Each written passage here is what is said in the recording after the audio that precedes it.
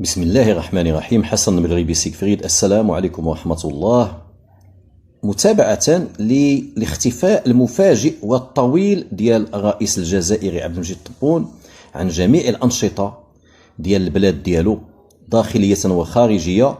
هذا الرئيس هذا اللي كان ما كيدوش أسبوع بلا ما نشوفوه، إلا ما لقى ما يدير فاضي شغل كيمشي يتكلم مع وسائل الإعلام ديالو المأجورة، دائما المغرب البوليساريو فلسطين ولا شيء من هذا. كان لا فلسطين دار لها شي طايله، لا هو ولا القطيع د الكبرانات ولا الصحراء دار فيها شي انجاز.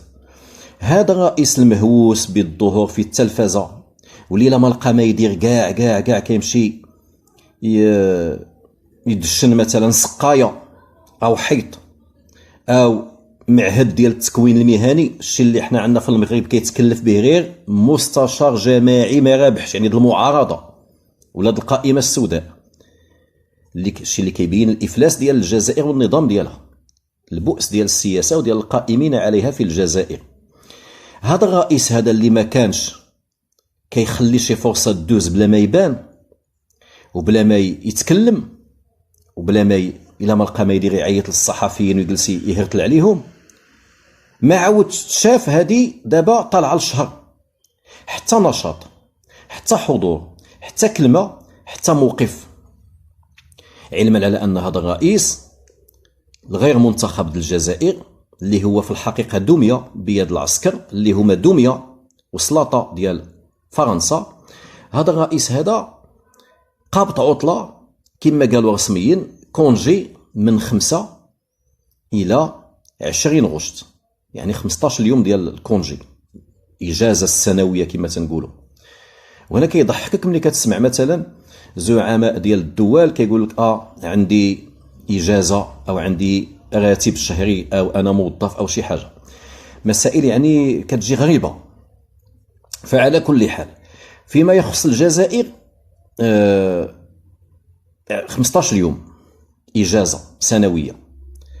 هذا الرئيس هذا في الوقيته فاش هو في الاجازه او في ديك الايام ديك الفتره هذيك بالذات هي اللي كان وقع فيها الانقلاب ديال طوبيس في الحراش في الجزائر، من واحد القنطره مهترئه بحافله مهترئه في واحد البلد اللي الله يستر مفروض على انه يكون القمه ديال الطوب ديال الحافلات وديال البنيه التحتيه وكذا، لانه بلد بترو دولاري، يعني هما كيسميو راسهم الامارات ديال شمال افريقيا، اتضح على انهم الحمارات ديال افريقيا كامله. هذيك الوقيته فاش وقع هذاك الحادث المفروض على ان الرئيس ديال الدوله الا ما كانش في الاجازه خصو يطل على ذاك المكان او يبعث بقيه تعازي او يتكلف بالعلاج ديال المصابين، او لا هو اللي مهووس بالخرجات الاعلاميه انه يدير واحد الخرجه اعلاميه، او لا يجلس كما كانوا كيقولوا اسبوعيا، جلسه اسبوعيه ولا لقاءات شهريه، انه يستدعي الصحفيين ويعطي واحد التصريح انه وقع هذا وكذا وشيء مؤسف ولا يليق بهذا، والدوله الجزائر العظمى وسنفتح تحقيق نقلم له فولاته اللي تبت انه هو ضالع في هذا التهاون الخطير، الاستهتار بحياه الابناء الشهداء اكرم منا جميعا نطير ليه باقله، تفهموا، نوكلهم له مع الخليع ومع البيض، تسمع. لكن لا شيء من هذا كان، لا هو رئيس تكلم، لا هو رئيس صفت بقية تعزية، لا هو تكلف بعلاجات أو فتح تحقيق. وإلا كان لوكا كان في ذاك الساعة في كونجي فإنه راه على أقل من هذا الشيء هذا كيقطعوا رؤساء الدول اللي هي دول واللي هما رؤساء وزعماء حقيقيين، كيقطعوا الكونجيات ديالهم وكيلغيوهم وكيجيو على عجل لعقد خلية أزمة وكتبقى مفتوحة وكتتابع التطورات، كما لو أن البلاد في حالة حرب. هادو البلدان المتقدمة اللي كيحترموا شعوبهم، لكن الدول العربية والإفريقية والعالم الثالثية كوم واخا تنوض شقليب بان لك حل ولا ما يشوش.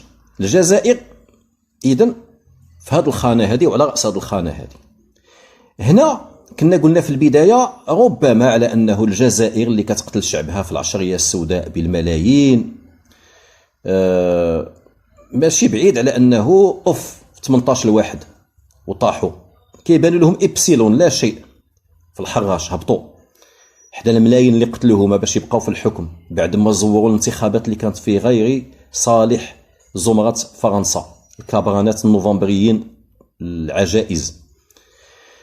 قلنا ربما وجا داك الساعة شنقريحة وهذا وقام باللازم ومشى طل وفعل وترك.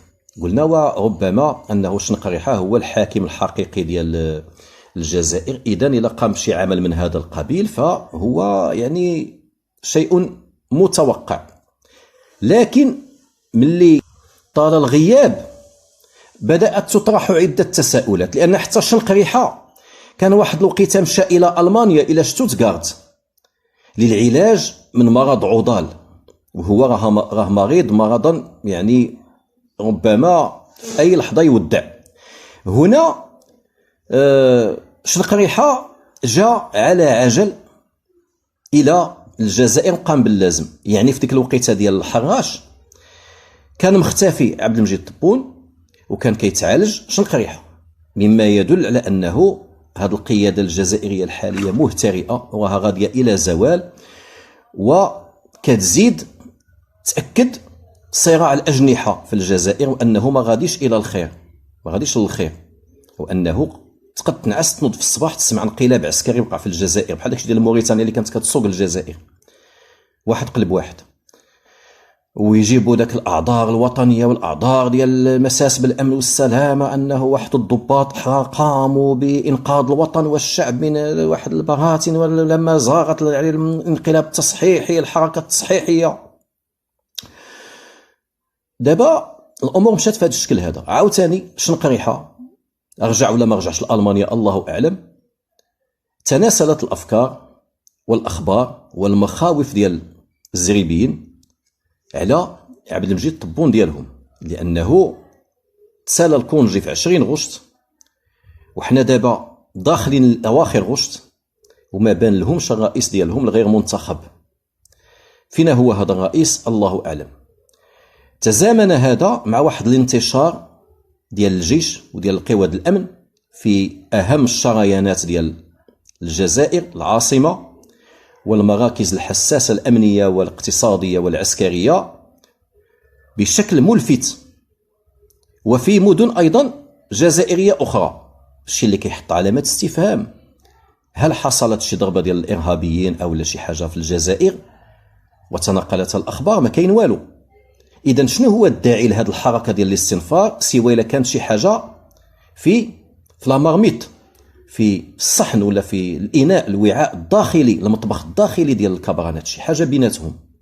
فملي كنشوفوا الانتشار ديال الأمن ديال الجيش على نطاق واسع وغير مألوف وغير معهود في الجزائر العاصمة خصوصا، ويتزامن هذا مع المرض ذهابا وإيابا لشتوتغارت ديال شنقريحة رئيس الأركان الحاكم الفعلي ديال الجزائر باسم فرنسا، وأيضا الغياب ديال الرئيس الطرطوري عبد المجيد طبون على وسائل الإعلام وعلى أي نشاط مهما كان تافها كما كان عهده. هو مشى لتكوين مهني، هو مشى لهذا سقايا طاغوت الزبل جديد بشكليتات سيارة، قال لك الجزائريين غير هيكل بلا باتري بلا والو بلا كاروسري، اختراع جزائري كتلقاه واقف هو فيها الله يستر، خصهم العود ولا البغل اللي يجي يجرها، سيارة كهربائية كيجرها البغل.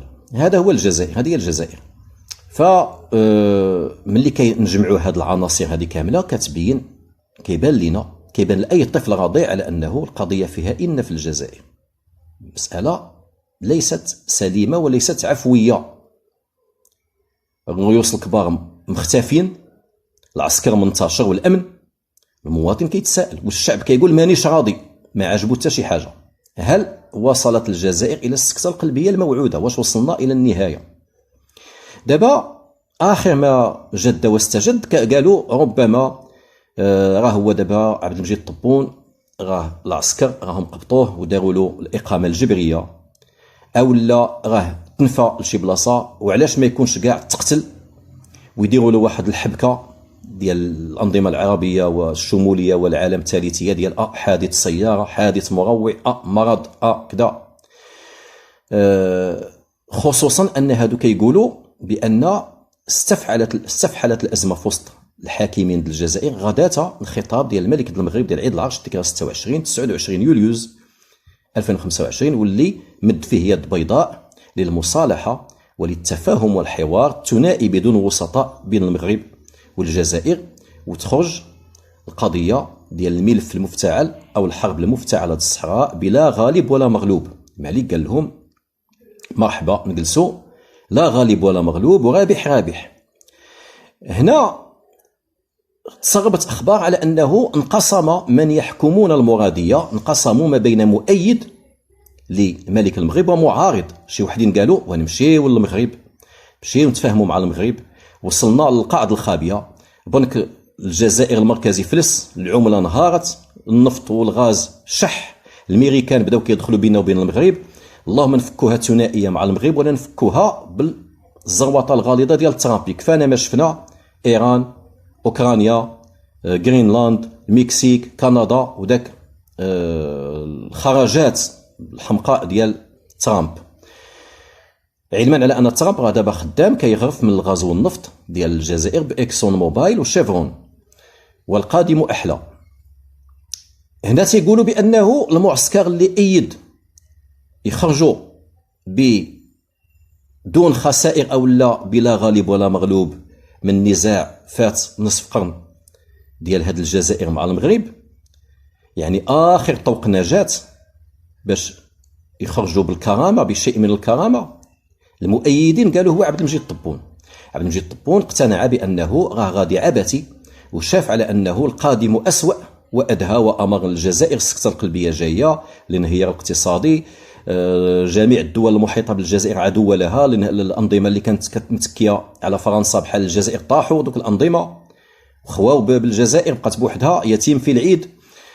ترامب جايب ديك السياسه الهوجاء ديالو، بدا كياكل لهم الغاز والنفط، ومع ذلك ما تخلاش على الموقف ديالو من المغرب والتحالفات.